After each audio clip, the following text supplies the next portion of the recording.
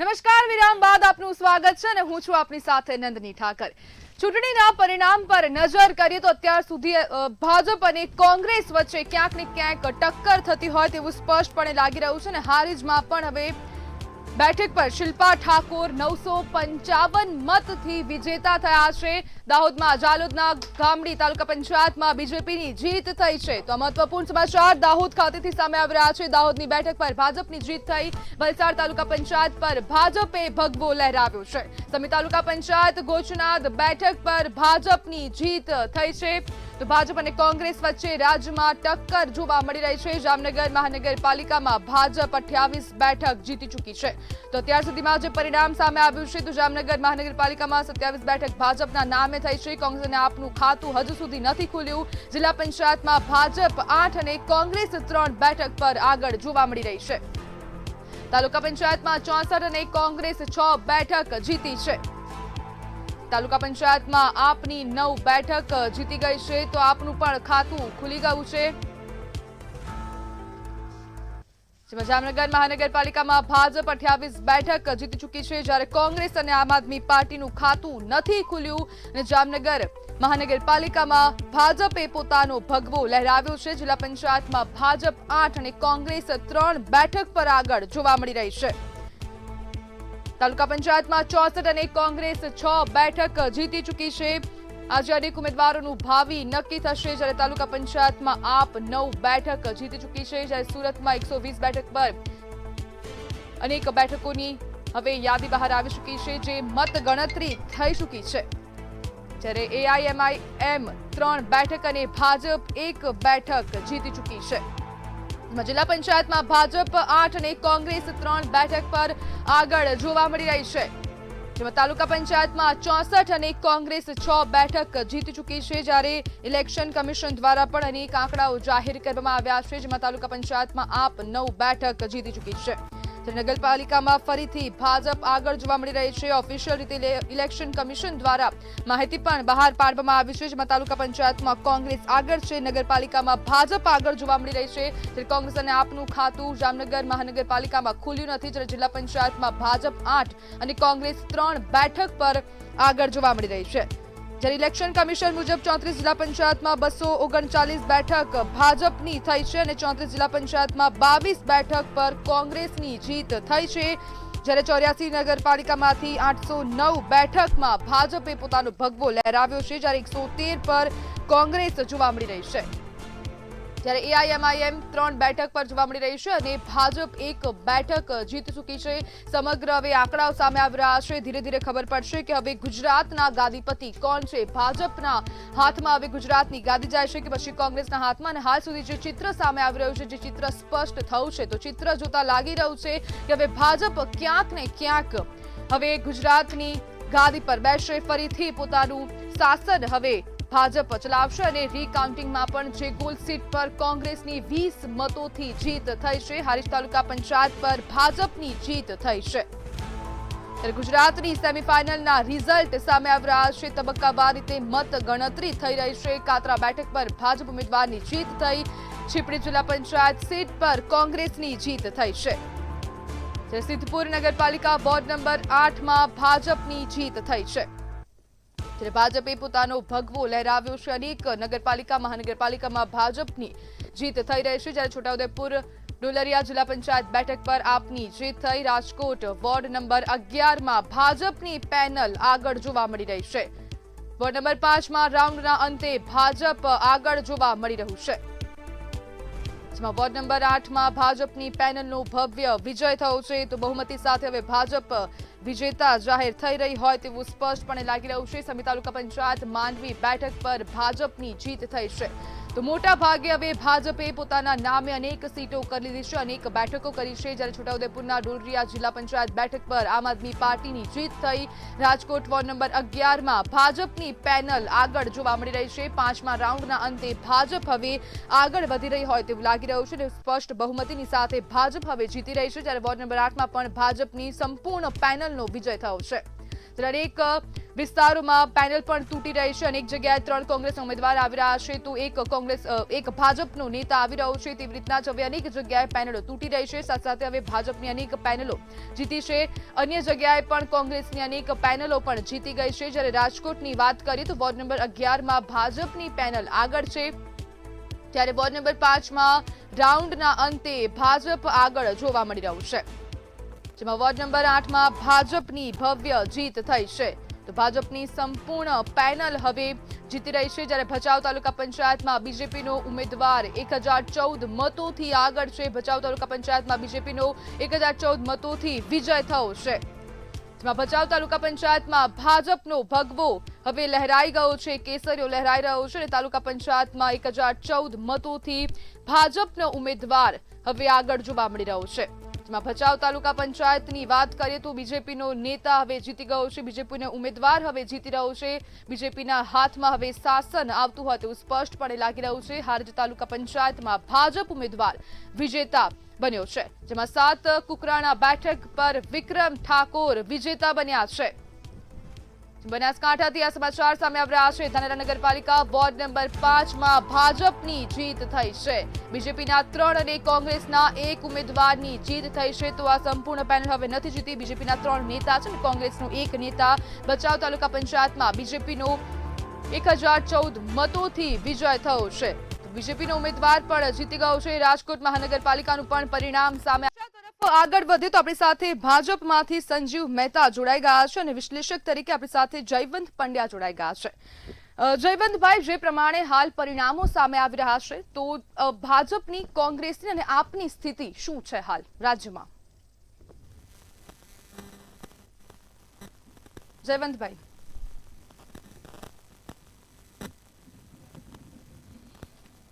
જયવંતભાઈ, અવાજ આવે છે? હેલો જી જયવંતભાઈ. હા, અત્યારે ભાજપને 15માંથી 11 મહાનગરપાલિકામાં બહુમતી મળે અને જીત થાય એવી શક્યતા છે. જિલ્લા પંચાયત, તાલુકા પંચાયતમાં પણ ભાજપનો સારો દેખાવ છે અને કોંગ્રેસ કેટલીક જગ્યાએ છે સારો દેખાવ કરી રહી છે. પરંતુ સૌથી ઉલટફેર કે જે અપેક્ષા હતી એ અપેક્ષા કરતા અલગ પરિણામો આપણને કેટલીક જગ્યાએ જોવા મળી રહ્યા છે. સુરતમાં ગયા વખતે આમ આદમી પક્ષે 27 બેઠકો જીતી હતી, એને બદલે સુરતમાં આપનો સફાયો થતો હોય એવું આપણને અત્યારે ચિત્ર દેખાઈ રહ્યું છે. પરંતુ સામા પક્ષે બગસરામાં તાલુકા પંચાયત આમ આદમી પક્ષે પ્રાપ્ત કરી છે. એવી જ રીતે રાજકોટ ભાજપનો ગઢ ગણાય છે, પરંતુ ત્યાં જનરેશનનું ડિમોલિશન આવી ગયું હોય એવું દેખાઈ રહ્યું છે. થરાદ અને એમાં થરાદ જિલ્લો બન્યો, ત્યાં ગેનીબેનના ગઢમાં ગામડું પડ્યું છે અને બાબર કે ભાજપે કબજે કરી છે. બીજી બાજુ આઈપીએસ મનોજ નિંદામાં રાતોરાત ભાજપમાં આવ્યા અને ટિકિટ મળી, પરંતુ એમનો પરાજય થયો છે. લાઠીમાં માયાભાઈ આહિરની દીકરી, એનો પરાજય થયો છે. રાજકોટમાં આજે આબા દેસાઈ, એનો પરાજય થયો છે. એટલે ઓવરઓલ એવું છે કે જે લોકો લોકોની વચ્ચે હતા, કાર્યકર્તા તરીકે હતા, એ લોકોનો વિજય થયો છે. જયારે રાતોરાત જેમને થોપવામાં આવ્યા અથવા તો લોકપ્રિય ચહેરા છે અને એટલા માટે જીતી જશે એવું માનીને જે લોકોને લાવવામાં આવ્યા, એની મને લાગે છે કે એમને લોકોએ આપી છે.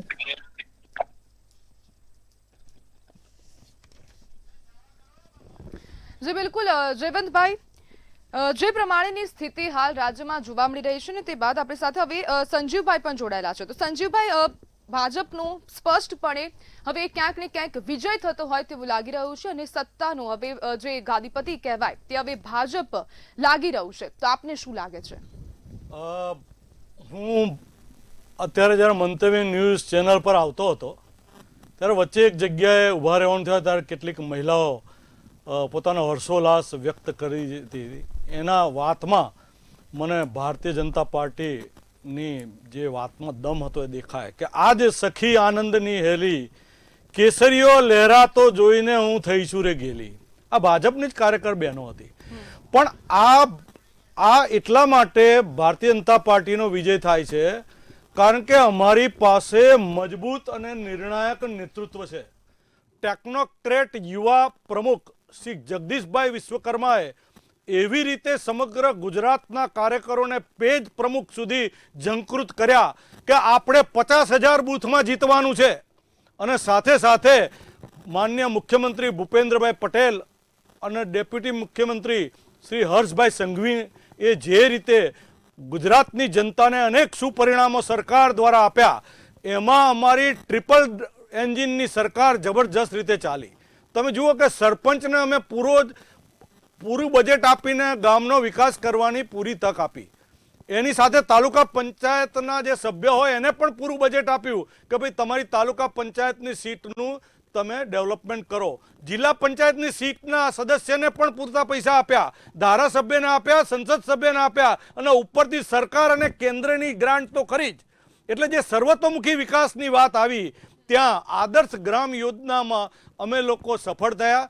પીએચસી સેન્ટરો હોય કે ઓનલાઈન દાખલાઓ મેળવવાની વાત હોય, એટલે ગ્રામ્ય કક્ષાએ અમારું મજબૂત જે થયું. બાકી નગરપાલિકા અને મહાનગરપાલિકામાં તો ભારતીય જનતા પાર્ટીનો જય જયકાર છે અને થતો જ રહેશે. કારણ કે પ્રજા ભૂલવાની નહીં કે અષાઢી બીજની રથયાત્રા તમે નીકળવા દીધી નથી, તમે કોમી હિલ્લડો કરાયા છે, તમે ખેડૂતોને 4 રસ્તે બેસવા નથી દેતા. એની છાતીઓમાં તમે ગોળીઓ ધરબીતી છાલામાં, એ છાલા બેઠક પર ભાજપ આજે ભવ્ય બહુમતી ગાંધીનગરમાં મેળવેલી છે, એ તમે જોઈ શકશો. વાત આટલેથી અટકતી નથી. માન્ય વડાપ્રધાન નરેન્દ્રભાઈ મોદીએ જે 4 સ્તંભ અમને આપ્યા કે આ 4 સ્તંભની સેવા કરો એટલે સમગ્ર ભારતની પ્રજાજનોની સેવા થઈ જાય. એટલે કે વિકસિત ભારતની જે કલ્પના આપી એમાં વિકસિત ગુજરાત માટે મુખ્યમંત્રી માન્ય ભૂપેન્દ્રભાઈ પટેલ સાહેબે દાદાના બુલડોઝર દ્વારા અસામાજિકોને જે રીતે ચેતવ્યા કે ચલાવી લેવામાં નહીં આવે, એવી જ રીતે યુવાન, મહિલા, કિસાન અને ગરીબની યોજનાઓ થકી અમે પ્રજા સુધી ગયા, વારંવાર ગયા, એમની તકલીફો સાંભળી. અને નાનું એક કામ હોય ને કે દર્દીને હોસ્પિટલ લઈ જવાનું હોય તો એ ભાજપનો કાર્યકર કરે. ભાજપના જે સેંકડો કાર્યકરો છે એ નાની નાની સેવાઓ દ્વારા ભાજપના મતો રોજ અંકિત કરતા હોય છે, અને દરરોજ ભાજપનો કાર્યકર લોકો વચ્ચે હોય છે. એને પરિણામે આ વિજય જોવા મળે છે. મહિલા બિલ રોકીને એમણે એવો મેસેજ આપ્યો કે અમે મહિલા વિરોધી છીએ. ટ્રિપલ તલાકનું કાયદો લાવીને નરેન્દ્રભાઈએ સાબિત કર્યું કે અમે તો મુસ્લિમ મહિલાને પણ પડખે ઉભા રહીએ છીએ. ગરીબોને ગરીબ કલ્યાણ યોજના તરફથી જે ગરીબોનો મુદ્દો આજ સુધી કોંગ્રેસ પાસે હતો, હવે એની પાસે રહ્યો નથી. ગરીબો એમ માને છે કે અમારી માટે જો કોઈ નેતા હોય તો વડાપ્રધાન નરેન્દ્રભાઈ મોદી છે, અને એટલે જ 80% લોકોને આપણે મફત અનાજ આપીએ છીએ, ગરીબ કલ્યાણ માટેની કીટ આપીએ છીએ, અને આત્મનિર્ભર બને એવો આપણે પ્રયત્ન કરીએ છીએ. આ કિસાન જે મુદ્દો અગત્યનો હતો એ કિસાનને ખોટી રીતે ગેરમાર્ગે દોરીને થોડોક એ લોકો લાભ લઈ ગયા, પણ હવે એ ચાલે એવું નથી કે કિસાન સન્માન નિધિ નિયમિત રૂપે આપીને એક ઇતિહાસ સર્જવામાં આવ્યો છે. સાથે સાથે કિસાન ખરેખર શું કહે છે ખબર છે નંદિનીબેન? એ એમ કહે છે કે તમે ઇફકો દ્વારા, ગુજકોમાસોલ દ્વારા, દિલીપ સંઘાણીના નેતૃત્વમાં જે નીમ કોટેડ યુરિયા આપ્યું, અમિતભાઈ શાહના નેતૃત્વમાં કે જે સહકાર મંત્રી છે દેશના, અને દેશના ગૃહમંત્રી છે, અને ગુજરાતની વાતનું નિરીક્ષણ કરીને માર્ગદર્શન આપે છે, એમણે ખેડૂતોને નીમ કોટેડ યુરિયા આપીને યુરિયાનો પૂરો જથ્થો આપ્યો અને પાક પૂરો મબલક પાક થયો. એટલે કિસાન પણ ખુશ છે. એટલે યુવાન, મહિલા, કિસાન અને ગરીબ ખુશ હોવાને કારણે ભાજપ જીત્યો. કરી રહ્યા છો તમે કિસાન ખુશ થવાની વાત કરી રહ્યા છો, પરંતુ બનાસકાંઠાના પટ્ટામાં જશો ને ત્યારે ખબર પડશે કે જે કિસાન છે ને એ અત્યારે વિરોધ કરી રહ્યો છે, આંદોલન કરી રહ્યા છે, રસ્તા પર પોતાનું દૂધ ઢોળી રહ્યા છે. ખેડૂતોને પૂરતો પાકના પૈસા નથી મળતા. એવું નથી બેન, એ મુદ્દો ત્યાંનો રાજકીય મુદ્દો કરવાનો પ્રયત્ન કેટલાક લોકોએ કર્યો હતો, પણ એ સફળ થવાનો નથી. તમે કહો છો ટેકાના ભાવની ઐતિહાસિક ખરીદી કૃષિ મંત્રી જીતુભાઈ વાઘાણીના સમયમાં 10,000 કરોડ રૂપિયાની ટેકાના ભાવની ખરીદી થઈ છે. આ ઐતિહાસિક વસ્તુ છે. વરસાદ કમોસમી આવ્યો તો એને 15,000 કરોડ રૂપિયાની સહાય અમે લોકો ચૂકવીને બેઠા છીએ. એટલે એવું નથી, ખેડૂત અમારી અગ્રિમતા છે. ભારત કિસાન નો દેશ છે. ગુજરાતમાં પણ કિસાનો મેક્સિમમ સંખ્યામાં છે. ત્યારે કિસાનનો મુદ્દો ગુજરાતની ભાજપ સરકાર માટે ખૂબ અગ્રતાના ક્રમે છે. અમે એમની એક એક મુશ્કેલીઓ સમજીએ છીએ. આના ગુજરાતના પ્રધાનમંડળમાં 50% કિસાનો છે. એટલે કિસાનોના હિતમાં કામ કરે છે અને કિસાનો અમારી સાથે છે. આપણી સાથે સિનિયર પત્રકાર કાનાભાઈ બાટવા પણ જોડાઈ ગયા છે. કાનાભાઈ, જે પ્રમાણે હવે સંજીવભાઈએ વાત કરી છે કે રાજ્યનો ખેડૂત ખુશ છે, હવે મહિલાઓ પણ ખુશ દેખાઈ રહી છે અને કોંગ્રેસ પર તેમને ભરપૂર પ્રહારો કર્યા છે. કેવી રીતના જોઈ રહ્યા છો? આજે ભાજપનો દિવસ છે એટલે એ પ્રહાર કરી શકે. પરિસ્થિતિ એનાથી બદલાતી નથી. જીતી જવાથી મહિલાઓ ખુશ છે, જીતી જવાથી ખેડૂતો ખુશ છે એવું માની ન શકાય. જીતી ગયો છે ભાજપ બધી જગ્યાએ, એટલે એમને શુભેચ્છાઓ. પણ એનાથી બધું સારું છે એનો કોઈ સાબિત નથી થઈ શકતું. એટલે એમની વાત સ્પષ્ટ તરીકે સાચી છે અને આજે એવી જ વાત કરવી જોઈએ અમે. એટલે એમની વાત બરાબર છે. પણ જે પાયાના પ્રશ્નો છે એ પાયાના પ્રશ્નો પર ચૂંટણી લડાઈ જ નથી. આ ચૂંટણીમાં કોઈ પાયાના પ્રશ્નો પર લડવામાં આવ્યું જ નથી. જો એવું હોય કે આ બધું સારું હોય, ખેડૂતો ખુશ હોય, તો પછી એવા મુદ્દાઓ જે રાષ્ટ્રીય મુદ્દાઓ હતા એ આ ચૂંટણીમાં લેવાની કોઈ આવશ્યકતા જ નહોતી. પણ એ લેવામાં આવ્યા એટલે જે પાયાના પ્રશ્નો ઉપર ચૂંટણી નથી લડાઈ એ પ્રશ્નો બાબતે હવે ચર્ચા કરવાનો કોઈ અર્થ જ નથી. જે મુદ્દાઓ ચૂંટણી લડાઈ છે એ મુદ્દામાં જાતિવાદ સૌથી મોટો મુદ્દો છે. કેટલીક લોકો એ રીતે આપવામાં આવી અને એ રીતે બધું કામ પણ થયું. છેલ્લા 3 દિવસ આપણે જોતા હોય ને બધા તરીકે કોણ કોને મનાવે છે, કોણ કોને સમજાવે છે, કયા પાટીદારો મનાવવા માટે કોણ વીરું છે, ફલાણાને મનાવવા માટે કોણ વીરું, કઈ રીતે રાતે ખેલ કર્યા, એ બધું આપણે જોતા હોઈએ છીએ. એટલે પ્રશ્નો ઉપર ચૂંટણી લડાતી જ નથી. જે લડાઈ છે એ આવા બધા વાતો લડાઈ છે અને એને કારણે આપણે એમની વાત જે છે એ એમના પ્રત્યે રાખવી જોઈએ. એ એમની વાત છે એટલે સાચી બાબત એના પ્રત્યે સાચી છે. બાકી પ્રશ્નો એના છે. બીજી વાત કોંગ્રેસને આમ તો એ પડેલી જ હતી અને એ પડેલી છે વધુ પડેલી જરૂર છે. આજ તમે આ આખા ગુજરાતમાં એક પણ મહાનગરપાલિકા, એક પણ નગરપાલિકા, એક પણ જિલ્લા પંચાયત તમે જીતી ન શકો તો એ પરિસ્થિતિ કેવી ખરાબ કહેવાય કોંગ્રેસ માટે. તમે જુઓ એના મૂલ્ય ખતમ થઈ ગયા છે. એનું મૂલ્ય જ ખતમ થઈ ગયા છે. કારણ કે સ્થાનિક સ્વરાજની જે ચૂંટણીઓ છે ને એ મૂળ રાજનીતિનું મૂળ છે. એ જ પાયો છે. એ ન હોય તો આખા તમે ધારાસભા કે પછી તમે સંસદ જીતી ન શકો. એટલે હવે કોંગ્રેસ મૂળ વિના જાશે ગમે ત્યારે પડી જાય છે. એ પ્રમાણે 200 નવા પોસ્ટની એલટીસી છે ને એ પણ જોવા જેવું છે. એક તો ભુજમાં એમાં આવ્યું, એ રીતે ખેડામાં અહીં સમાજવાદી પક્ષને પણ બેઠક મળી છે. આપને નાની જગ્યાઓએ બેસામાં ત્યાં આપની એન્ટ્રી થઈ ગઈ. આ પણ એક બહુ મહત્વનો મુદ્દો છે કે નાની જગ્યાઓએ આપની એન્ટ્રી થઈ છે અને કોંગ્રેસ એમાં પાછળ પડી રહી છે.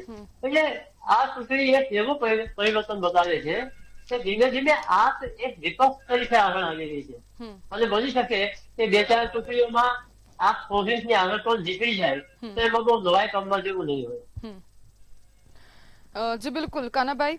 સંજીવભાઈ, કાનાભાઈના આક્ષેપ છે કે આજે સ્થાનિક સ્વરાજ્યની ચૂંટણી 2026 યોજાઈ તેમાં પરિસ્થિતિ બદલાઈ નથી. પ્રતિષ્ઠાનો જંગ બની અને જાતિવાદ થયો અને પૈસાથી ટિકિટો વેચાઈ. આનો જવાબ આપો. એવું કંઈ નથી ભાઈ.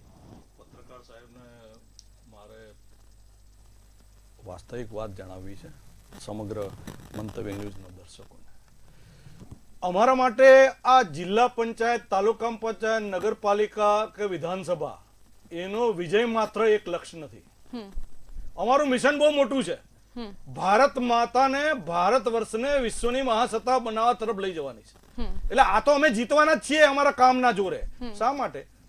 તમારે શું જોવું જોઈએ, મુદ્દા કેમ બદલાયા છે, મારે આપનું ધ્યાન દોરવું પડે કે ઇઝ ઓફ લિવિંગમાં અમદાવાદ ક્યાં, સુરત ક્યાં, વડોદરા ક્યાં, જામનગર ક્યાં, ગાંધીનગર ક્યાં, એ જોવું જોઈએ. લોકોને જીવવા માટેની સરળતા ક્યાં મળી, કેટલી મળી, કેવી રીતે મળી, સ્વચ્છતા મળી કે નહીં, પાણી મળ્યું કે નહીં, ગટર જોડાણ મળ્યું કે નહીં, લાઇટ મળી કે નહીં 24 કલાક, એ બધું જ ઇઝ ઓફ લિવિંગમાં. અને ગાંધીજીએ તો એવું કીધું હતું કે માનવીની મુખ્ય જરૂરિયાતો 5 છે એમની દ્રષ્ટિએ, એ પૂરી પાડો એટલે મોટા ભાગના પ્રશ્નો સોલ્વ. રોટી, કપડા, મકાન, શિક્ષણ અને આરોગ્ય. અમે એમાં રોજગાર ઉમેરી દીધું અને રોજગારની પણ વિપુલ તકો ઊભી કરી દીધી. એટલે ઇઝ ઓફ લિવિંગમાં ભારત પણ આગળ છે, પણ ભારતમાં ગુજરાત ઘણું આગળ છે ભૂપેન્દ્રભાઈ પટેલના નેતૃત્વમાં. એટલા માટે ભાજપ વિજયી થાય છે, એટલા માટે મુદ્દા નથી રહ્યા. તમે જુઓ કે જ્યારે ઇઝ ઓફ બિઝનેસની વાત કરીએ આપણે, કે બિઝનેસ કરવા નીકળીએ ત્યારે બિઝનેસ કરવાના કાયદા, એને મળતી લોન, એને મળતી જમીન, એને મળતી બિન ભ્રષ્ટાચારી રીત રસમ, એને મળતો આવકાર, આ બધું જોઈને જ બિઝનેસમેનો અહીંયા આવે છે. તમે અહીંયા સાણંદમાં જશો ને તો ફ્લાય ફોર્ચ્યુનની 500 કંપનીઓ અહીંયા કાર્યરત થઈ ગઈ, તેમાં 50,000 લોકોને નોકરી મળી છે. અને સેમિકન્ડક્ટરનો હબ બની રહ્યું છે ગુજરાત. અરે ગિફ્ટ સિટીની અંદર તમે જુઓ તો દુનિયાભરના લોકો ફાઇનાન્સ ક્ષેત્રે આવી રહ્યા છે. આ બધું સર્વતોમુખી વિકાસ જે ગુજરાતનો છે ને, એ સર્વતોમુખી વિકાસ પ્રજા જોતી હોય છે અને એટલે મત આપી છે, એટલે મુદ્દા નથી રહ્યા. એમની પાસે મુદ્દા જ નથી, કારણ કે નેતા નથી, નિયત નથી. એમની પાસે નેતા પણ નથી, નિયત નથી અને નીતિ પણ નથી. હું તમને કહું કે ખડગેજી જેવા રાષ્ટ્રીય અધ્યક્ષ ગુજરાતની પ્રજાને અભણ કે પછી ગુજરાતની પ્રજા એને કઈ બાકી રાખે?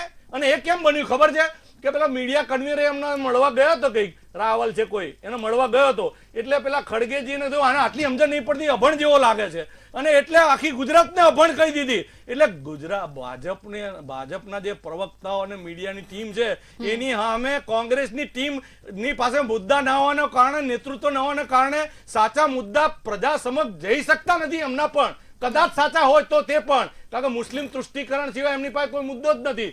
અને અભણ કે એની પાછળ આવા પ્રવક્તાઓ છે, આવા લોકોને દૂર કરવા જોઈએ. એમણે મારી સલાહ છે. પણ મૂળ મુદ્દે આવીએ કે ભાઈ ભારતીય જનતા પાર્ટીનું મિશન છે, એ મિશન અટકવાનું નથી. કે અમે સરકારમાં છીએ તો લોકોની સેવા માટે છે, સિંહાસન માટે નથી. સંજીવભાઈ, તમે જે પ્રમાણે વાત કરી રહ્યા છો, તો અહીંયા વાત એવી છે કે જનતા, રાજ્યની જે મહિલાઓ છે તે ખાલી પાણી માંગે છે, એકદમ સ્મૂથ રસ્તા માંગે છે, બીજું કંઈ નથી માંગતી. તેમને 24 કલાક પાણી આપો, ગટરનું કનેક્શન આપો, ઘરમાં લાઇટ આવે, બધું આપો. પરંતુ ક્યાંક ને ક્યાંક આપણે બીજું એક સિક્કાની એક બીજી બાજુ હોય ને, એવી રીતના જોવા જોઈએ ને તો આજે પણ ડાંગના વિસ્તારોમાં પાણી નથી મળતું. લોકો આટલી ગરમીમાં પણ પાણી ભરવા માટે જઈ રહ્યા છે, 2-3 કિલોમીટર ચાલીને જઈ રહ્યા છે. કચ્છના અમુક વિસ્તારોમાં જશો તો ત્યાં પણ એવી જ હાલત છે, લોકોને પાણી નથી મળતા. અમદાવાદની વાત કરીએ તો અમદાવાદના પૂર્વ વિસ્તારમાં આવો તો ખબર પડે કે ત્યાં ગટરના પાણી કેટલા છે. અને સ્ટાચ વાળો જે રોડ છે ત્યાં છેલ્લા કેટલાય દિવસથી ત્યાં વચ્ચે જે ડિવાઈડર હોય એ નાખવાની કામગીરી ચાલે છે, પણ હજુ સુધી પૂરી નથી થઈ. બેન, તમે કચ્છની વાત કરો છો ને, હું મૂળ ભુજનો વતની છું. ઐતિહાસિક કામ નરેન્દ્રભાઈ મોદી અને જયનારાયણ વ્યાસે અમને સમયમાં કર્યું. ગાંધી એટલે નર્મદાથી 500 કિલોમીટર લાંબી પાઇપ નાખીને અંજારના સંપમાં નર્મદાનું પાણી નાખ્યું. તો વિચારો તો ખરા, આ વિચાર જ ના થઈ શકે. જયારે વિચાર કર્યો ત્યારે કોંગ્રેસ વિરોધ કરતી હતી કે આવું ના કરાય, આ તો ભ્રષ્ટાચાર છે. અરે ત્યાં અંજારના સંપમાં પાણી ગયું ને આખા કચ્છની અંદર પાણી સરળતાથી અવેલેબલ છે. અને બીજી બધી લાઈનો કરીને પણ છે કચ્છના ઘેર સુધી નલ સે જલ યોજનાનો અમલ કર્યો છે. અને કચ્છ મિત્ર ટ્રસ્ટ જે છે એ પણ એમાં સઘન ટ્રાય કરી રહ્યું છે અને સેંકડો રૂપિયા ટાટાએ આપ્યા છે. અને માન્ય CR પાટીલજીના નેતૃત્વમાં કચ્છને ટાર્ગેટ બનાવીને છેલ્લા 6 મહિનાની અંદર નલ સે જલનો 100% અમે લોકોએ એની અંદર સફળતા મેળવી છે. તમે ડાંગની વાત કરતા હતા, ડાંગમાં એક દિવસ જવા જેવું છે. હવે તમે એમ કહો કે 108ની એમ્બ્યુલન્સ ડાંગના પેલા ખેતરમાં ના ગઈ તો ન જઈ શકે કદાચ, એનો પણ વિચાર થઈ રહ્યો છે કે એના માટે શું કરવું જોઈએ. પણ એનો અર્થ એવો નથી કે ત્યાં પાણી નથી. પાણી પૂરતું જ આપવામાં આવે છે, બધાને મળે જ છે. તમે ક્યાંય સાચી બૂમ તમે ક્યારે લેખિતમાં કોઈની જોઈ નહીં હોય. જિલ્લા કક્ષાએ કે ગ્રામ સભ્ય, સરપંચો, તાલુકા પંચાયત, જિલ્લા ડેલિગેટ અને અમારા ધારાસભ્ય સક્રિય હોય છે.